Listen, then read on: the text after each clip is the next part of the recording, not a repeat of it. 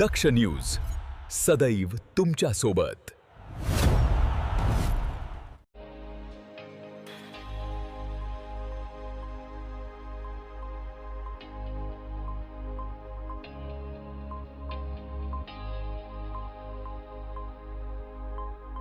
नाशिक शहर गुन्हे शाखा युनिट 2 ने कत्तलीसाठी अवैधरित्या गोवंश जनावरांची वाहतूक करणाऱ्या टोळीवर कारवाई करत 5 गोवंश जनावरांची सुटका केली आहे।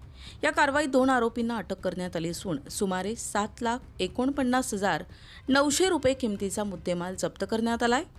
पोलीस आयुक्त संदीप कर्णिक, पोलीस उपायुक्त किरणकुमार चव्हाण तसेच सहाय्यक पोलीस आयुक्त संदीप मिटके यांच्या मार्गदर्शनाखाली अवैध गोवंश वाहतूक आणि कत्तली विरोधात विशेष मोहीम राबविण्यात येत आहे।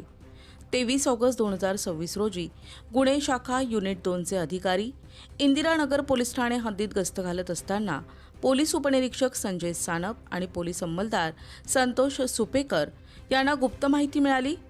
वडाळागाव येथील साठेनगर परिसरातील एका पत्र्याच्या शेडमध्ये महिंद्रा पिकअपमधून कत्तलीसाठी गोवंश जनावरे आणली जाणार असल्याची माहिती मिळताच प्रभारी अधिकारी सहाय्यक पोलीस निरीक्षक हेमंत तोडकर यांच्या आदेशानुसार पथकाने सापळा रचला।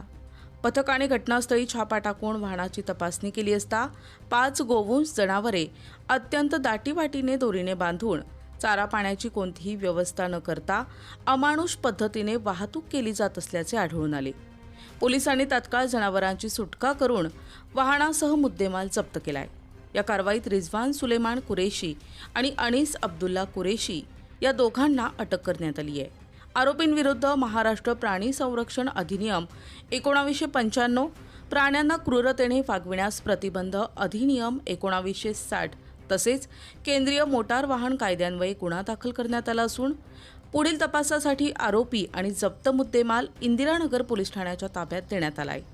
ही कारवाई गुन्हे शाखा युनिट 2 चे प्रभारी अधिकारी हेमंत तोडकर, पोलीस उपनिरीक्षक संजय सानप, श्रेणी पोलीस उपनिरीक्षक बाळू शेळके, सहाय्यक पोलीस उपनिरीक्षक शंकर काळे, गुलाब सोनार, प्रदीप नन्नवरे, प्रवीण वानखेडे, महेश खांडबहाले, संतोष सुपेकर आणि जितेंद्र वझिरे यांच्या पथकाने यशस्वीरित्या पार पाडली।